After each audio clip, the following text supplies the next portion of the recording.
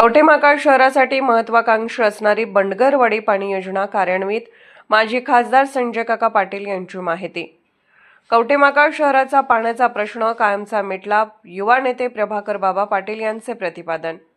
बऱ्याच कालावधीपासून कवठेमहांकाळ शहरातील नागरिकांसाठी जिव्हाळ्याची असणारी व केंद्र सरकारच्या अमृत 2.0 योजनेतून साकारलेली बंडगरवाडी पाणी योजना कार्यान्वित करण्यात आली आहे। यामुळे कवठेमहांकाळ शहरातील लोकांचे पाण्यासाठी होणारे हाल कायमचे थांबणार असून शहराला या योजनेतून मुबलक पाणी उपलब्ध होणार असल्याचे माजी खासदार संजय काका पाटील यांनी सांगितले।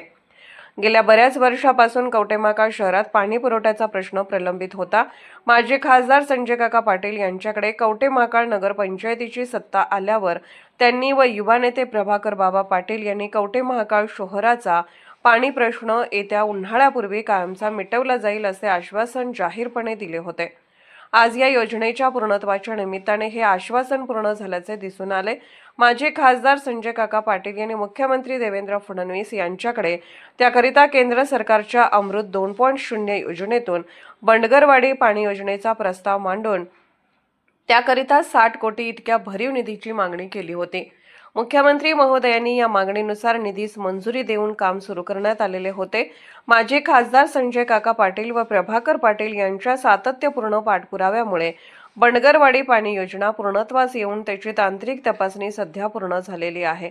ही योजना कार्यान्वित झाल्यामुळे कवठेमहांकाळ शहरातील नागरिकांच्या पाण्याचा प्रश्न संपुष्टात येऊन शहराकरिता मुबलक पाणी उपलब्ध असणार आहे।